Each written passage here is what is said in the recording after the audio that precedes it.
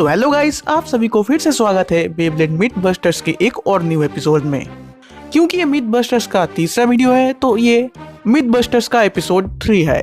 सो episode 2 में आप लोगों ने कमेंट सेक्शन में कुछ मिथ्स मुझको दिए थे, तो उन्हीं मिथ्स के ऊपर बेस करके मैं ये वीडियो बनाने वाला हूँ। और इस बार भी आप लोगों ने काफी इंटरेस्टिंग मिथ लिखे हैं मेरे कॉमेंट सेक्शन में।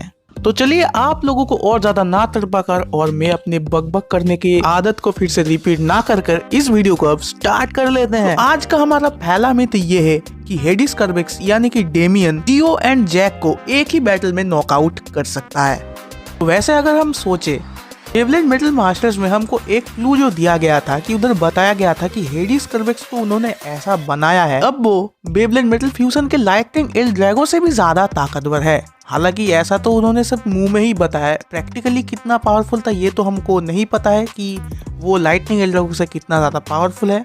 लेकिन हाँ, ऐसे उस बेब्लेड में झिंगा को तड़पाया था, कियोया को भी तड़पाया था, इससे तो साबित होता है। और भाई जूलियन को नहीं भूल सकते हम, उसको भी कैसे तड़पाया था। तो हम एक तरफ से बोल सकते हैं ट्विस्टेड टेम्पो के बाद हेडिस सिटी ने जो सबसे ताकतवर बेब्लेड बनाया था वो हेडिस कर्बेक्स ही था। और हेडिस कर्बेक्स ने एक ही पंच में कियोया के ईगल और केंटा के सेजिटेरियो को तोड़ दिया। जियो का बिग सिस और जैक का विफॉल कहीं ना कहीं हेडिस कर्बेक्स के बहुत ही नीचे स्टैंड आउट करता है। उस हिसाब से जैक जो है हमारा जियो है वो डेमियन के सामने हार जाएगा। तो आपका मिथ वो कंफर्म है। सो इस एपिसोड का हमारा दूसरा मिथ ये है, रायुगा ने जब अपना अल्टीमेट मूव नेमेसिस के खिलाफ इस्तेमाल किया था तो रागो को उस टाइम सीरियस होना पड़ा था। उस टाइम रागो के पास सारे लेजेंडरी ब्लेडर्स के पावर्स भी आ चुके थे। तो जो मिथ है वो ये है कि रायुगा अपने अल्टीमेट मूव को यूज करके सारे लेजेंडरी ब्लेडर्स को हरा सकता है। सो अगर हम इस पे रिसर्च करें तो मुझे नहीं लगता कि ऐसा होगा, क्योंकि भले ही तब नेमेसिस के पास सारे लेजेंडरी ब्लेडर्स की पावर थी और रागो को भी सीरियस होना पड़ा था, लेकिन रागो ने लेजेंडरी ब्लेडर्स की पावर्स इस्तेमाल नहीं की थी। उस टाइम रागो ने बस अपने पावर को थोड़ा सा पुश किया था, जिसकी वजह से रायुगा के स्पेशल मूव को थोड़ा सा रोकने में सक्सेसफुल हुआ था। उसके बाद रायुगा को पूरी तरीके से खत्म करने के लिए उसने अपना स्पेशल मूव यूज किया कि रायुगा वापस कभी ना उठ पाए।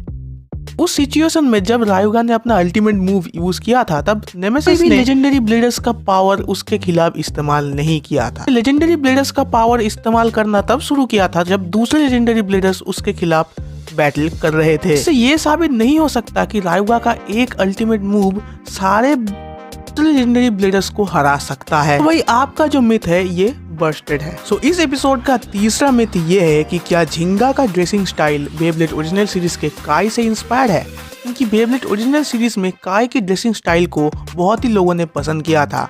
इसी वजह से क्या बेब्लेड मेटल सीरीज में उसका डिजाइन झिंगा में अप्लाई किया गया है। ये जो आपका मिथ है ये सही भी है और गलत भी है। सही इस वजह से है, बेब्लेड के एक जनरेशन से दूसरे जनरेशन में कुछ कुछ चीजें इंस्पायर होके बनाया जाता है और ये बात सच भी है। बेब्लेड को ओन करने वाली कंपनी तो है टकारा टॉमी, कुछ तो भाई अब उनका ही है, अब वो जो चाहे वो उनसे करवा सकते हैं। अगर मैं बात करूं इन केस झिंगा और काय की, तो यहाँ पर मुझे नहीं लगता कि उससे ही इंस्पायर होके बनाया गया है। कि बेब्लेड के जो मांगा राइटर है बेब्लेड मेटल सीरीज के, उन्होंने एक बार ऐसा कहा था कि बेब्लेड ओरिजिनल सीरीज के कुछ कैरेक्टर्स से इंस्पायर होके उन्होंने सोगेन स्टील सीरीज में कुछ कैरेक्टर्स को बनाए हैं। लेकिन उन्होंने ये कभी नहीं कहा कि उनका जो मेन कैरेक्टर झिंगा है उनको उसने कैरेक्टर से इंस्पायर होके बनाया। वैसे बेब्लेड सोगेन स्टील और बेब्लेड ओरिजिनल सीरीज में जो जो कैरेक्टर्स आपस में मैच करते हैं या फिर इंस्पायर होके बनाया गया है उस पे मैंने एक अच्छी वीडियो बनाई है, आप जाके चेकआउट भी कर सकते हैं।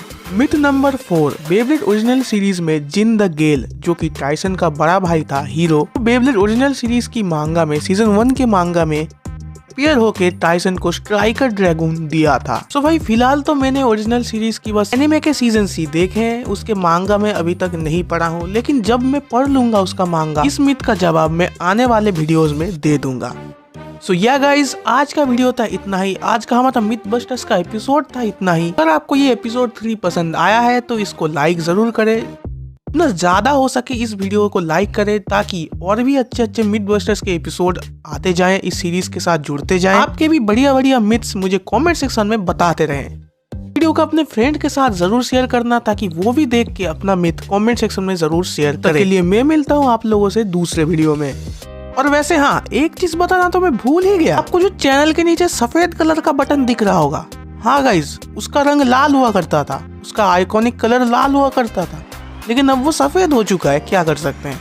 लेकिन हाँ, आपको वो अगर सफेद दिख रहा है तो जल्दी से जल्दी उसका सफेद कलर हटा दीजिए, यानी कि मैं कह रहा हूँ सब्सक्राइब बटन को दबा दीजिए। और जल्दी से जल्दी 30K सब्सक्राइबर्स की फैमिली कंप्लीट करनी है, कि आपके बिना सब्सक्राइब के बिना नहीं हो सकता। कर दीजिए यार, जब भी आप लोग सब्सक्राइब करते हो ऐसे हौसला मिलता है कि हाँ और भी वीडियो बनाओ आप लोगों के। ठीक है भाई, सब्सक्राइब कर लेना, और अगर कर लिया है तो थैंक यू, गुड बाय।